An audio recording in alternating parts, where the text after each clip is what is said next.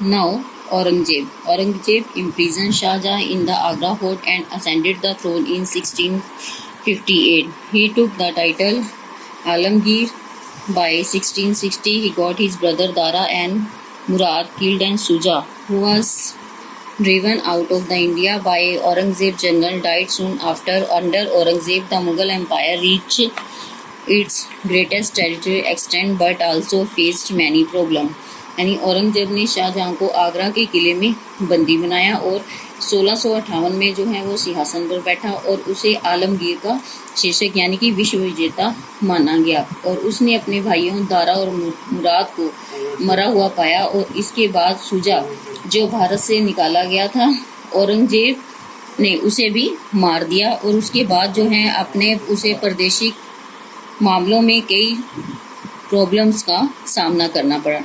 Now Aurangzeb increased taxes payable by the non-Muslim and permitted the destructions of temple. He also had Sikh leader Guru Tegh Bahadur executed.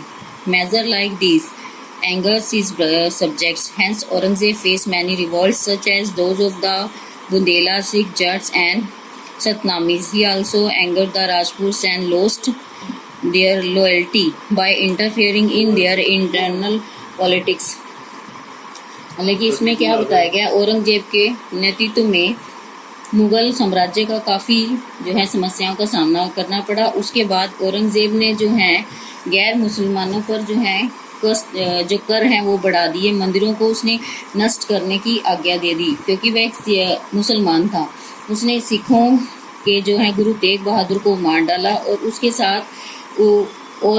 साथ उसके इन कामों से नाराज थे ये लोग. औरंगजेब के बहुत से विद्रोहों का सामना करना पड़ा, इसलिए उसने राजपूतों को भी नाराज कर दिया तथा उसकी आंतरिक नीतियों में दखल देकर उसने उनकी वफादारी भी खो दी क्योंकि अब वो उसके वफादार नहीं थे.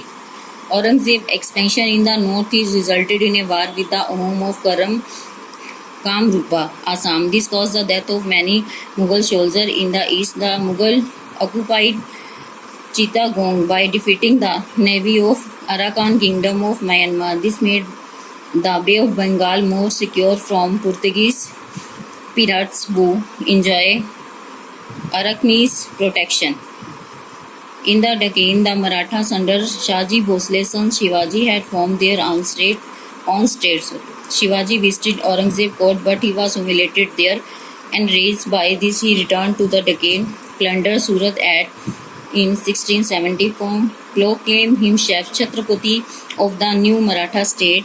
Many wars were fought between the Mughals and Maratha in the Deccan until Shivaji died in 1680. During Aurangzeb's war against the Rajput, his son Akbar joined force with the Rajput. Unable to force Aurangzeb's anger, Akbar fled to the Deccan and entered into alliance with Shivaji's son Sambhaji. Aurangzeb marched to the Deccan in 1681 until 1685. He tried to capture Akbar, who ultimately fled to Persia. Aurangzeb remained in the court till 1707. During this period, he conquered Bijapur and Golconda. यानी औरंगजेब ने जो है उत्तरी भारत में जो है विस्तार ohm के साथ युद्ध का कारण बना. यानी कि उसने उत्तरी भारत में जो विस्तार किया था वह ओहम के साथ उसका युद्ध का कारण बना और पूर्व में मुगल और चिंतागोंग पर अधिकार करके उसने म्यांमार में सेना को जो है बुरी तरह से हरा दिया. इस कार्य से बंगाल की खाड़ी में पुर्तगाली से पूरी तरह से सुरक्षित हो गई और इस तरह से डकैन में मराठा शिवाजी भोसले के बेटे ने शिवाजी राज्य में उसने अपने राज्य का गठन किया. शिवाजी विजिटेड औरंगजेब. उसके बाद शिवाजी औरंगजेब की कोर्ट में बहुत ही ज़्यादा अपमानित हुए, उनका अपमान किया गया और इसलिए वो नाराज होकर वहाँ से चले गए तथा सूरत को लूटा गया और स्वयं को उन्होंने मराठा राज्य का सम्राट जो है घोषित कर दिया. उन्होंने अपने आप को छत्रपति सम्राट घोषित कर दिया. मराठों तथा मुगलों से उसने बहुत से युद्ध हुए. इसके बाद 1680 में शिवाजी की मृत्यु हो गई.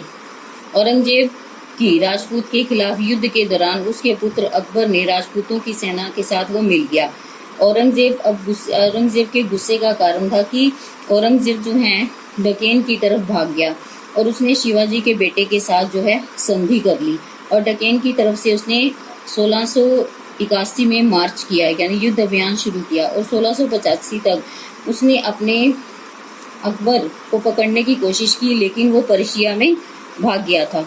उसके बाद औरंगजेब ने डकेन को 1707 में छोड़ दिया और इस काल में उसने बीजापुर और गोलकुंडा को जीत लिया। He captures and executed Sambhaji in 1689. He also took the Sambhaji infant son Shahu prisoner. Aurangzeb, however, could not completely crush the Marathas.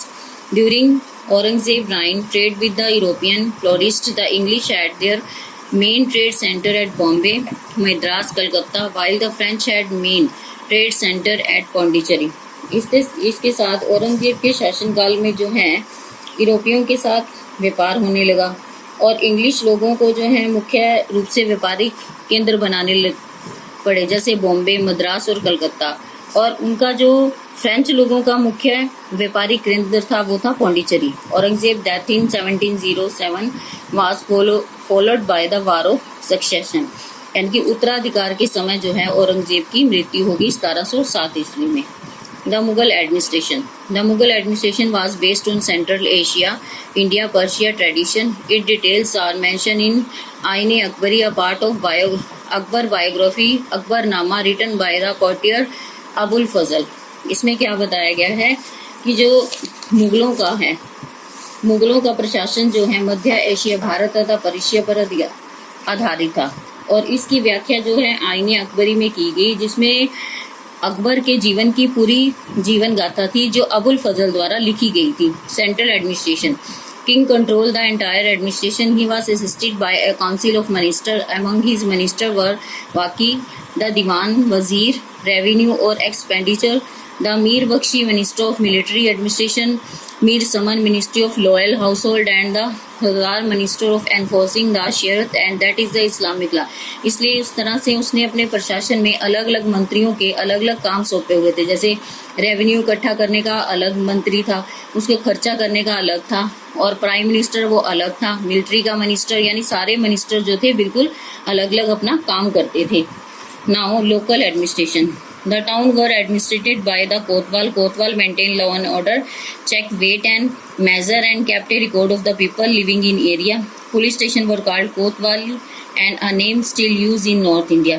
इस तरह से जो शहरों में कोतवाल जो है प्रशासन का काम देखता था, वो शासन व्यवस्था बनाए रखता था, चेक करता था कि वेट यानी भार के जो पैमाने हैं वो बिल्कुल ठीक है कि नहीं, इस एरिया में कितने लोग रहते हैं। और पुलिस स्टेशन को कोतवाली कहा जाता था, जो कि बाद में नॉर्थ इंडिया में प्रयोग किया जाता था। Sher Shah village administration continue through out the Mughal period. Village headman called the Muqaddam collected land revenue and maintain law and order. Official called Patwari maintain revenue record. इसी तरह से शेर शाह ने जो है गाँव में जो प्रशासन किया वो मुगल पीरियड की तरह चलता रहा। विलेज के हेडमैन को मुकद्दम कहा जाता था क्योंकि वो रेवेन्यू का काम देखता था, शांति व्यवस्था बनाए रखता था और ऑफिशियल कार्ड और वहाँ पे जो अधिकारी थे उनको पटवारियों के नाम से जाना जाता था, जो कि रेवेन्यू का रिकॉर्ड रखते थे। Provincial administration. The empire was divided into सूबा यानी प्रदेशों में, each one by A subedar. The suba were divided into sarkar and sarkar into pargana, each made of number of village. इसमें बहुत सारे गांव होते थे। Official were posted in every administration division. They were paid regular cash salary, यानी उनको बिल्कुल कैश सैलरी दी जाती थी। Sometime they receive jagirs for distinguished service. कई बार उनको जो भूमि भी दान की जाती थी। Now army. The Mughal army had infantry, cavalry, war, elephant and artillery.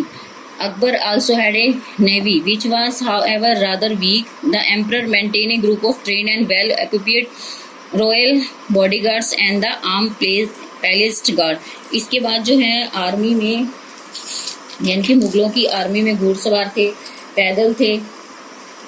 मुगलों की आर्मी में घुड़सवार, पैदल, हाथी, ये सारे थे। इसके लिए लेकिन बाद में ये आर्मी है बिल्कुल कमजोर हो गई और इसे संगठित करने के लिए इनको एक बॉडीगार्ड की जरूरत थी, यानी कि एक अच्छे रक्षक की जरूरत थी।